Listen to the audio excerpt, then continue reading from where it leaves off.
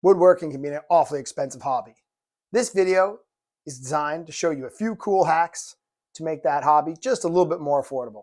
Let's jump into them now.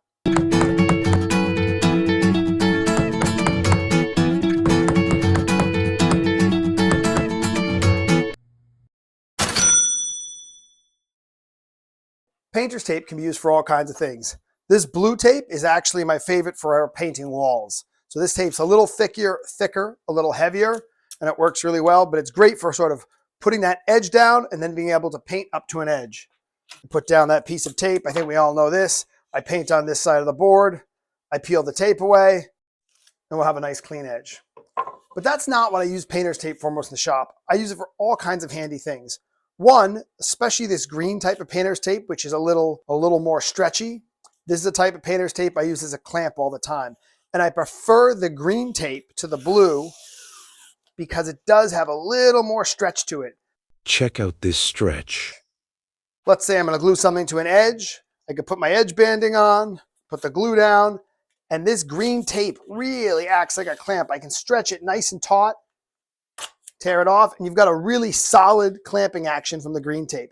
The blue tape works as well, but it doesn't have that same amount of stretch. Inferior stretch. So we don't get that same control or pull that we get from the green tape.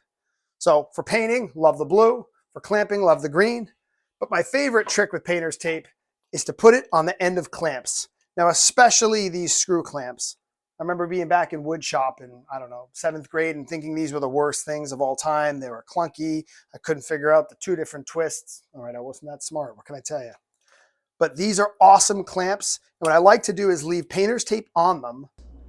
And then during glue ups, you can use these clamps with the painter's tape to keep the edges of those boards nice and flat, parallel with each other. And when you take it off, because of the painter's tape, there's no residue. The clamps don't stick to the board. Now, if you've got a lot of money or you're going to be doing this as a profession, buy a track saw for sure. Track saw literally is like a circular saw. You lie down on a track, you put the track on your cut line, you make your cut, and you're good to go. But they're pretty expensive, even though some cheaper alternatives have found their way to the market recently. You can get the same cuts with a circular saw. But what you need to do is you need to be aware of the measurement between the blade and the edge of the guard on each side. Once you get that measurement, so in this case, we've got 1 1/4 on this side. If I remember right, it's 4 3/8 on this side. You're gonna grab yourself a little bit of painter's tape. You're gonna write down those numbers right on your saw. Now that you've got those numbers, every time you make a measurement to cut, you just lay out and add that additional number, make your cut, and you're good to go. This will save you a ton of time every time having to figure out what that exact measurement is. Just make sure you cut in the right direction or this hack will definitely fail for you.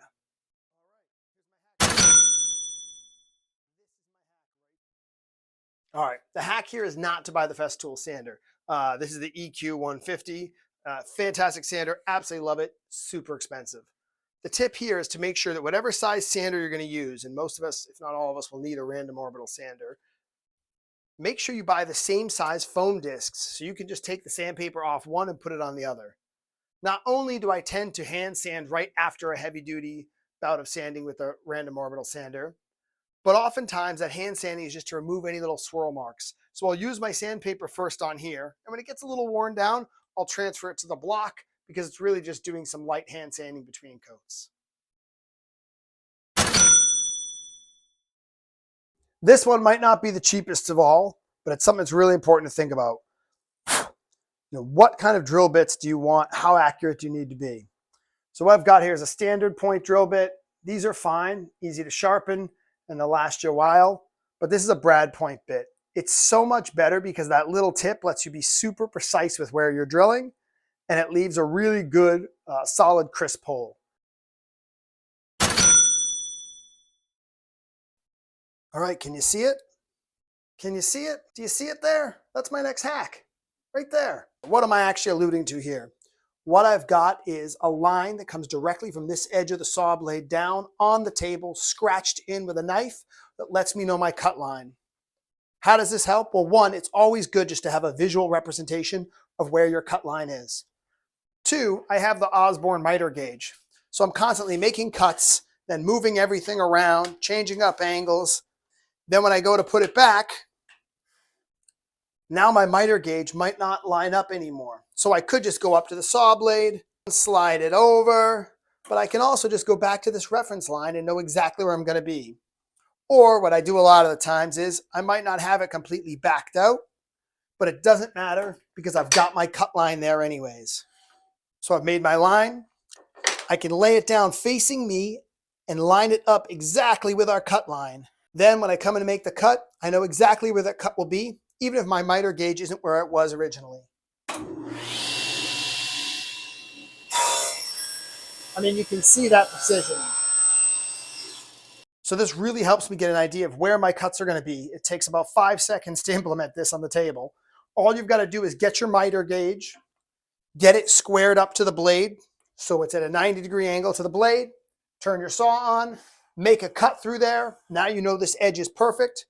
Once you've got your knife blade, you're just going to place it down right in line with that cut edge and score the table. Then come back and score it again and again and again. But once you've scored it a few times, you have a beautiful representation of where all your cuts will take place. This is true when using the miter gauge, but also when you line up the fence, when you want to make any kind of cut, I can see all the way back here exactly where my cut will be. Pencils. You should have tons of pencils around your shop. Now I'm partial to these, Bic Click pencils. They work really well with some of my nicer rulers for making really precise lines, but I've got tons of pencils lying around, including regular number 2s, lighter colored pencils I stole from my kids for marking darker woods, and of course the Pica pencil. This pencil is well known because it has a really thick end, a built-in sharpener, and when you need a little more substantial line, it won't break the way some of the finer lead pencils will. But what pencil you have doesn't matter. What matters is that you have tons of them lying around so they're there when you need them. All right, this next hack is to have tons of paint can openers lying around.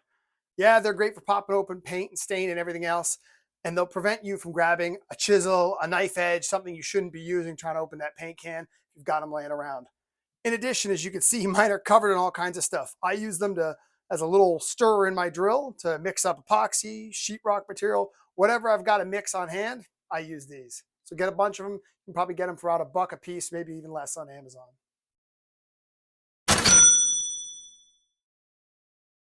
This is the Bessey Rev Body. It's an awesome clamp. Adjusts really quickly, gets great clamping pressure. It's got a deep jaw here. All around fantastic. But at about $70 for a 60-inch clamp, it's really expensive. Let me show you the hack for a little cheaper version. This is the Bessey pipe clamp. This end slides up and down, just adjustable with a little squeeze. This end tightens and loosens, and this is screwed on to the threaded end of the pipe. And you're only limited by the size pipe you have as to how big a clamp you want. It gets incredible power and strength in these jaws. They're not quite as deep, but for the price, you really can't beat it. Check out how beefy this screw is. Beefy. All right, the next cheap hack, Japanese pull saws. Now, most of us grew up with more Western style saws in our house, or at least I did. And that's where it cuts on the push stroke. These cut on the pull stroke, so back toward you. That gives you incredibly good control. You'll notice that this flush cut saw has 2 sides, a finer edge and a little more aggressive edge. And this cross cutting saw has a fine edge, but a really sharp, hard backbone, so it can make a straighter cut and you have a little more control over it. Of the two, if I was only buying one, I would definitely buy the flush cut saw. I can make a straight enough cut with it and then clean it up after. And it's just a great all-around saw. And you're probably looking at, $30 for one of these. This is our cross-cutting saw, and if you look, you can cut really fast through wood with a cross-cutting saw.